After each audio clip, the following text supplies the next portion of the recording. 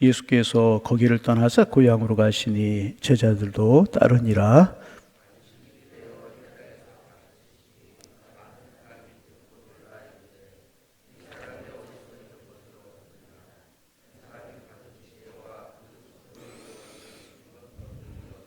이 사람이 마리아의 아들 목수가 아니냐, 야고보와 요셉과 유다와 시몬의 형제가 아니냐, 그 누이들이 우리와 함께 여기 있지 아니하냐 하고 예수를 배척한지라.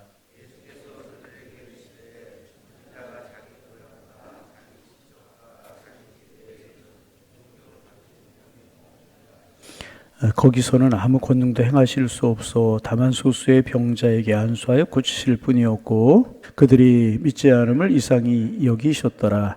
이에 모든 촌에 두루 다니시며 가르치시더라. 아멘. 이제 우리 계속 이번 주에 세 번째 나누는 똑같은 본문을 가지고 새벽에 세 번째 오늘 아침 나누겠습니다.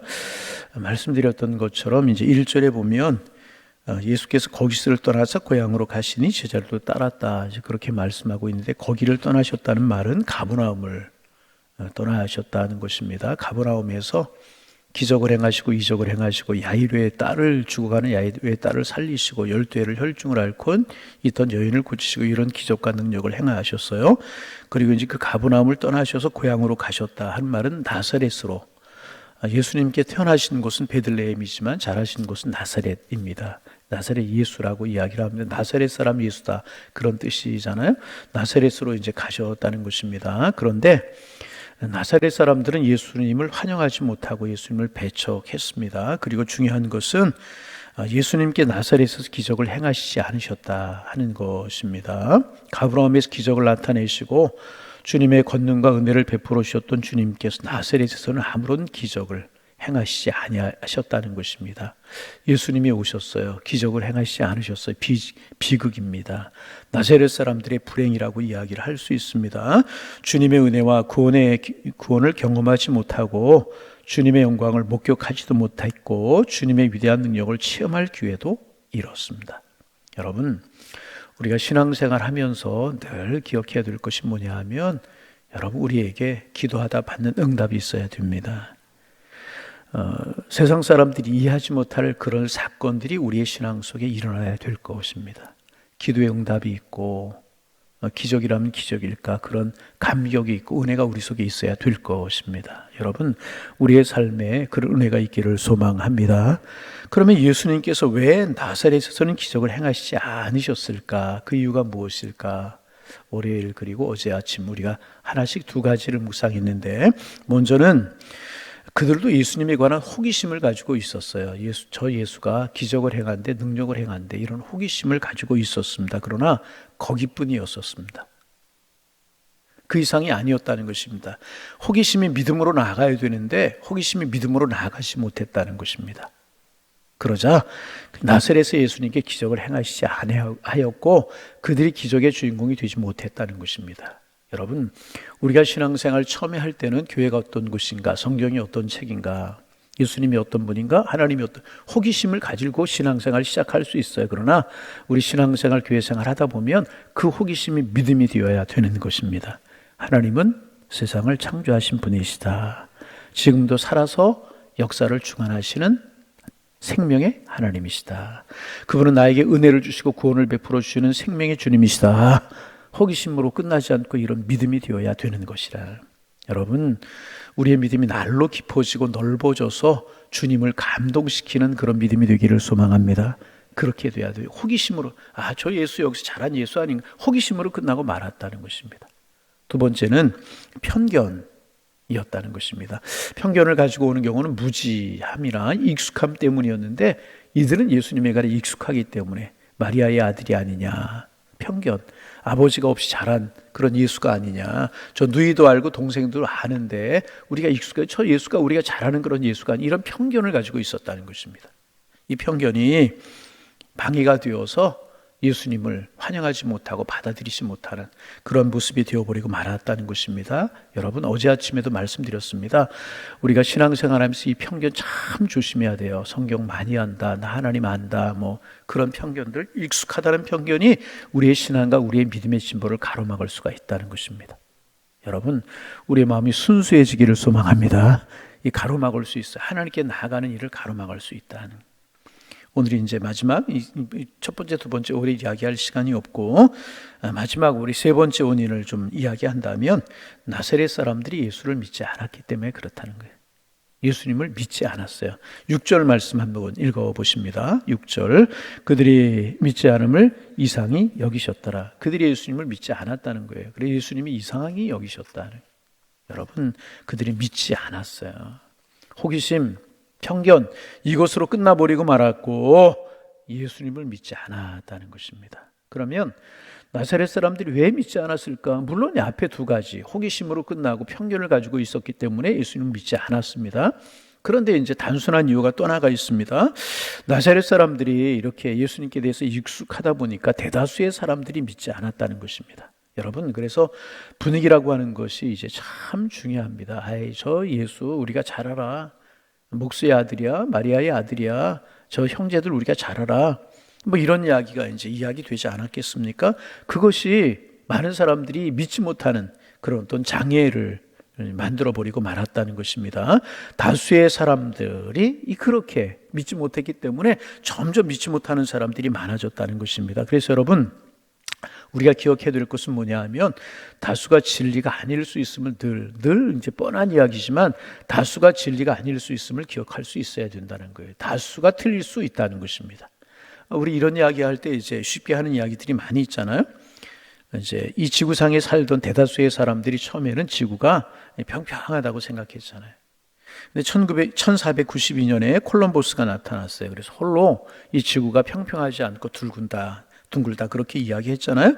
그리고 콜럼버스는 자기의 이론이 옳다는 것을 증명하기 위해서 배를 타고 항해를 시작했습니다. 그리고 대부분의 사람이 틀렸고 콜럼버스가 옳았잖아요. 지금 지구가 평평하다고 생각하는 사람 없어요. 콜럼버스처럼 다 둥글다고 이렇게 생각을 하지 않습니까? 다수가 항상 옳은 것이 아니라는 거예요. 비슷한 이야기들이 참 많아요. 갈릴레오 이야기 우리가 알잖아요. 이제 그 당시 사람들은 지구가 이제 갈릴레오는 지구가 움직인다고 생각했어요. 그런데 많은 사람들은 사람이 살고 있는 지구가 어떻게 움직일 수 있느냐, 그러면서 이제 천동설을 주장하지 않았습니까? 지구는 가만히 있는 것이 아니라 계속 움직이고 있다는 이제 그런 지동설을 주장했어요. 대부분의 사람들은 지구가 움직이지 않는다고 그렇게 믿었잖아요. 그래서 당시 카톨릭 교회는 지구가 움직인다고 주장한 갈릴레오를 종교 재판에 회부했잖아요. 할 수 없이 그는 지구는 움직이지 않을지 모른다라고 하는 서명을 하라고 하는 그 서류에 사인했다고 그러죠. 그리고 법정에서 나오면서 하는 이야기, 유명한 말을 남겼다고 그러잖아요. 그래도 지구는 돈단 말이야 그랬대요. 사인하고 나오면서 지구는 그래도 돈단 말이야. 여러분, 다수가 틀렸습니다. 다수가 틀렸어요. 또 재미난 이야기, 비슷한 이야기 하나 있어요. 1842년 그때에 미국의 이제 펜실베니아에서 의사들이 모여가지고 이제 하나의 결정을 했다고 그래. 그게 뭐냐 하면 뜨거운 물에 목욕을 하면 안 된다. 여러분, 뜨거운 물에 목욕하지 마시기 바랍니다. 왜냐하면 류마티스와 폐렴의 원인이 될 수 있다. 의사들이 모여서, 전문가들이 모여서 그렇게 결정을 했다고 이제 그래요. 이상한 결정을 한 것이죠. 그리고 대부분의 사람들이 그것을 진리라고 믿었다고 그래요. 그래서 펜실바니아 주와 그 근처에 사는 사람들은 무려 3년 동안 뜨거운 물에 목욕을 하지 않는 일이 벌어졌다는 거예요. 그리고 이제 수년 후에 그 이론이 뒤집어졌죠. 괜찮다. 여러분, 뜨거운 물에 마음껏 목욕하시기를 바랍니다. 다수가 틀렸던 것입니다. 여러분, 다수의 길이 진리가 아닐 수 있다는 것. 그리고 그것이 어쩌면 영원한 생명을 좌우할 수 있다는 심각성을 아셨던 예수님께서는요, 산상수훈에서 이렇게 말씀하셨잖아요. 좁은 문으로 들어가라. 멸망으로 인도하는 문은 그 길이 넓고, 그래서 들어가는 사람이 많지만 생명으로 인도하는 문은 좁고 길이 협착하여서 찾는 사람이 적다. 여러분은 다수를 선택하십니까? 아니면 진리를 따르는 소수편에 서 계십니까? 여러분, 이제 오늘 우리가 읽은 이제 3일 동안 본 본문이 나사렛 사람들이 예수를 믿지 않고 배척했다는 본문이 누가복음 4장에도 나오는데, 예수님께서 나사렛 회당에서 이제 나사렛 사람들이 예수님을 배척함에도 불구하고 회당에서 말씀을 전하고 계셨어요. 설교를 계속 하셨습니다. 마가복음에는 없는 부분이 이제 누가복음, 마가는 기록하지 못한 부분을 누가는 이제 기록하고 있습니다. 그런데 예수님의 설교를 듣던 나사렛 사람들이 화가 나서 예수님의 설교를 듣던 이 나사렛 사람들이 화가 나가지고 예수님을 끌고 낭떠러지 끝으로 가가지고 예수님을 밀어버리려고 한 일이 있어요. 끔찍하죠. 예수님 어떻게 했다고요? 밀어서 죽이려고 한 거예요. 어디 사람들이? 나사렛 사람. 말 좀 해보세요. 어디 사람들이? 나사렛 사람이에요. 나사렛 사람들이 분노했어요. 그런데 예수님께서 그때 무슨 설교를 하셨는지 아십니까? 두 가지 말씀을 하셨어요. 하나는 뭐냐 하면 엘리야 시대에 이제 그 사렙다 과부 이야기를 하셨습니다. 엘리야 시대에 많은 과부들이 있었지만 은혜를 받은 과부는 사렙다 과부 한 사람뿐이었다는 그런 이야기를 예수님이 이제 하셨습니다. 사렙다 과부는 혼자 은혜를 받았습니다. 선지자가 찾아와서 엘리야가 찾아와서 가루 한 움큼과 기름병에 있는 기름을 달라고 그랬어요. 자기 먹기도 살고 그거 남은 거 먹고 음식을 구하지 못하면 죽으려고 생각했는데 그거를 내놓으라고. 그럴 때 사렙다 과부가 믿음으로 그것을 내놓지 않았습니까? 그때 이제 엘리야가 하나님의 말씀이 이 통의 가루가 끊어지지 않을 것이고 이 기름병의 기름이 마르지 아니할 거다. 엘리야가 이제 그렇게 이야기를 하잖아요. 그리고 선자를 통하여 들려온 하나님의 말씀을 믿었어요. 그리고 그 믿음을 보시고 하나님께서는 여인에게 은혜를 베풀어 주셨습니다. 고통의 시대였지만 그녀의 삶을 하나님의 특별한 보호한 능력 안에서 지켜주시고 보호해 주셨습니다. 많은 과부가 있었지만 오직 이 여인만 은혜를 받았다. 이야기를 하셨는데 이야기를 듣고 많은 사람들이 화가 났다는. 그리고 이제 또 하나 엘리사 시대 이야기, 엘리야 뒤를 이어서 엘리야 시대 이야기를 하셨어요. 많은 분들 성경에 보면은 이제 많은 나병 환자들 이야기가 나오는데 아마 그때도 나병 환자들이 많이 있었던 것 같아요. 그런데 은혜 받고 고침받은 사람은 나만 장군 하나뿐이었다. 이 말씀을 이제 누가복음 4장에서 예수님이 하셨어요. 엘리사가 이제 나만 장군이 이 여자아이의 이야기를 듣고 먼 거리에 있는 엘리사를 찾아가죠. 엘리사가 나와서 환영해주고 뭐 종교적인 행위를 해서 나만 장군을 고쳐줄 줄 알았는데 한마디 말만 들려오는 거예요. 나와보지도 않고 요단강에 가서 몸을 몇 번? 7번 씻으라. 그러자 처음에 이제 나만 장군이 화를 내는 거예요. 우리나라에는 좋은 강이 얼마나 많은지 모른다. 그런데 여기에서 요단강에 들어가서 몸을 7번 씻으라? 나보지도 않고 종교적인 행위도 하지 않고 화가 나서 돌아가려고 할 때 그때도 옆에 있던 신하가 더 큰 일을 하라고 했어도 했을 텐데 왜 하지 못하고 가려고 하시나이까. 그 말을 복음으로 들어요. 그 말을 은혜로 들어요. 그리고 나만 장군이 요단강 물에 7번 씻고 나왔을 때 몸이 깨끗해져서 어린아이와 살결처럼 되었다. 그런 이야기를 이제 합니다. 그의 몸이 깨끗하게 이제 되었다는 것입니다. 이런 이야기를 예수님께서 하시는데 사람들이 예수님을 이제 죽이려고 낭떠러지 끝으로 이제 데려와서 예수님을 밀려고 이제 그렇게 이야기합니다. 그들의 마음이 완악해졌던 거죠. 그들의 말씀을 이해했던 거죠. 이제 이런 이제 사렙다 과부의 그런 마음이 너희들에게 없다. 나만 장군처럼 순종하는 마음이 너희들에게 없다. 이런 이야기를 했을 때 그것이 불편해가지고 많은 사람들이 예수님을 낭떠러지에 떨어서 밀어서 죽이려고 이제 했다는 것입니다. 여러분, 이제 많은 사람들이 가는 길이 진리가 아닐 수 있다는 것입니다. 여러분, 왜 많은 사람들의 마음이 딱딱한 나사렛 사람들처럼 하나님의 은혜를 경험하지 못하고 하나님의 축복을 경험하지 못하는 채 살아가고 있는 것일까? 여러분, 바로 나에게 찾아오시는 하나님께 믿음으로 반응하지 못하기 때문에 그렇다는 것입니다. 여러분, 지금 나사렛 사람들 많은 사람들이 예수님께 믿음으로 반응하지 못했어요. 왜?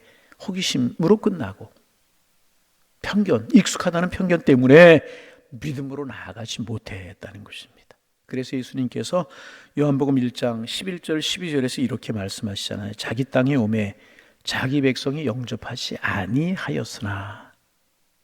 이거 나사렛 사람들에게 적용하면 나사렛 사람들에게 예수님이 찾아오셨지만 예수님 영접하지 아니하였다. 이 말씀으로 적용할 수 있잖아요.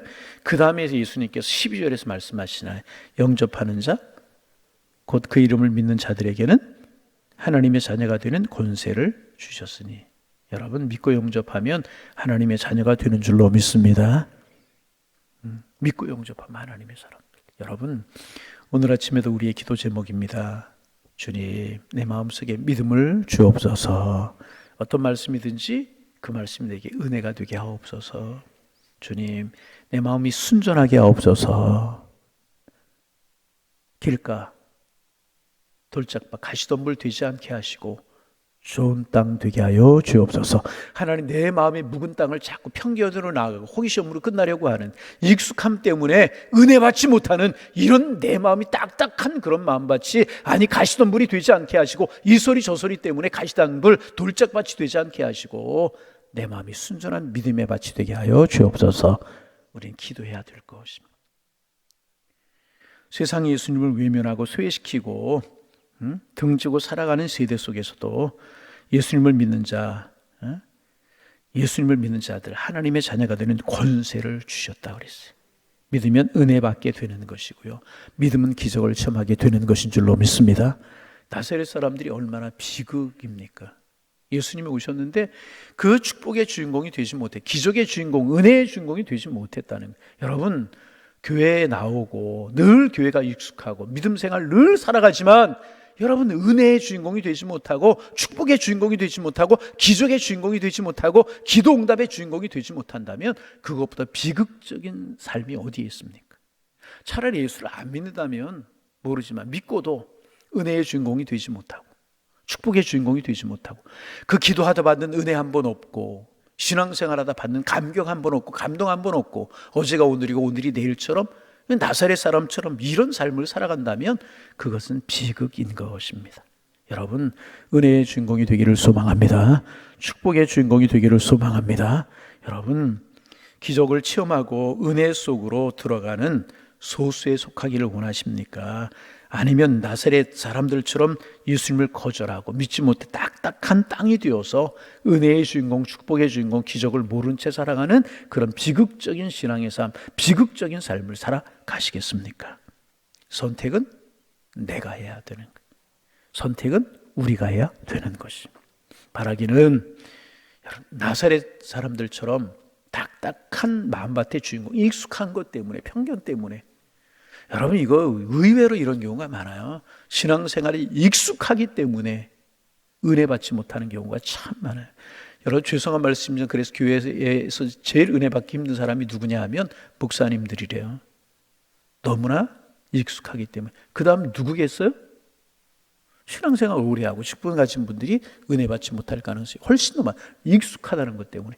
내 관점이 있고 내 생각이 다 있어요. 동그라미 난 이것 아니면 아니야. 네모 이거다. 여러분, 그럼 은혜의 주인공, 이 나사렛 사람들이 그런 사람들이었다. 여러분, 우리의 편견이 깨어지기를 원합니다.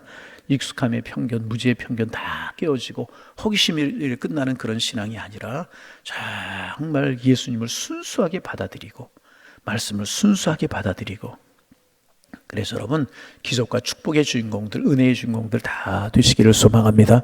정말 두려운 신앙생활 익숙하게 했는데 은혜 받지 못하고 감동 하나 경험하지 못하고 우리의 신앙생활을 한다면 이것처럼 비극이 어디에 있습니까? 은혜의 주인공들 되기를 소망합니다. 순수해질 필요가 있고 단순해질 필요가 있고, 그래서 말씀이 주어질 때마다 아멘으로 화답하고 그 속에 주시는 은혜의 주인공들이 되고 은혜 속에 푹 젖어가지고 주님 감사합니다, 은혜입니다, 이렇게 고백할 수 있는 축복과 은혜의 주인공들이 다 되실 수 있기를, 부디 가버나움 사람들이 될지언정 나사렛 사람들이 되지 않기를 소망합니다. 오늘 아침에도 우리 기도하십시다. 은혜에 주옵소서. 내 마음밭이 좋은 땅 되게 하여 주옵소서. 순전하게 하옵소서. 순수하게 하옵소서.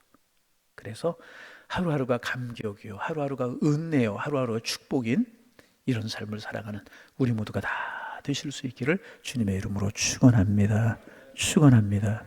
하나님, 지난밤도 은혜 가운데 편안한 쉼을 쉬게 하시고 새날 저희들에게 허락하여 주시어서 또 한 날을 살게 하시며 또 한 날 주님이 축복으로 주신 날 새벽에 깨어 일어나 하나님의 말씀 묵상하며 하나님 기도하며 한 날을 시작하게 하시오니 감사합니다.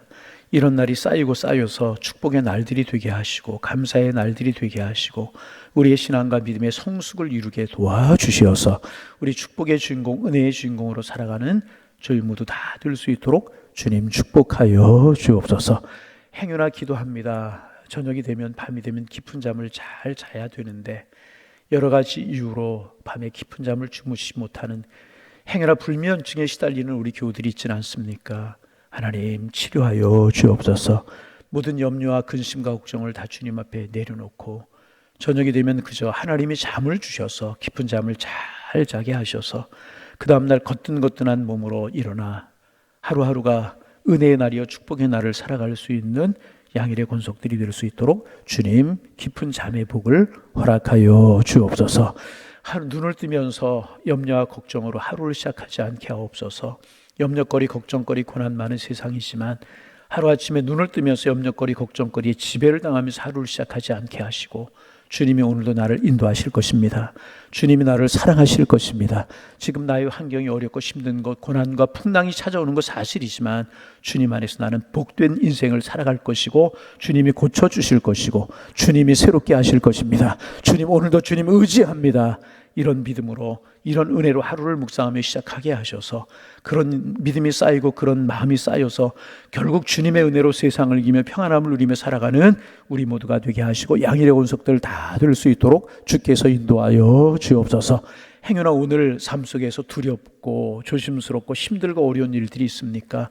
그럴지라도 주님이 나와 함께 하셔서 나는 오늘 능히 살아낼 수 있고 능히 이겨낼 수 있다. 이런 믿음을 가질 수 있도록 축복하여 주셔서 오늘이 한 날 한 날이 축복된 날 될 수 있도록 하나님 저희들의 마음을 우리 양일의 성도들의 마음을 주께서 지켜 주옵소서. 하나님 병상에서 하루를 시작하는 교우들이 있습니다. 병원의 중환자실에서 또 병상에 누워서 요양병원에 누워서 하나님 집에 있지만 질병 가운데 하루를 시작하는 분들이 계십니다. 하나님 소망 중에 주님을 바라보게 하여 주옵시고 하나님 어떤 질병 가운데 시달릴지라도 하나님께서 찾아가 주시고 손얹어 주시고 손잡아 주셔서 주님과 함께 시작하는 날 되게 도와주옵소서.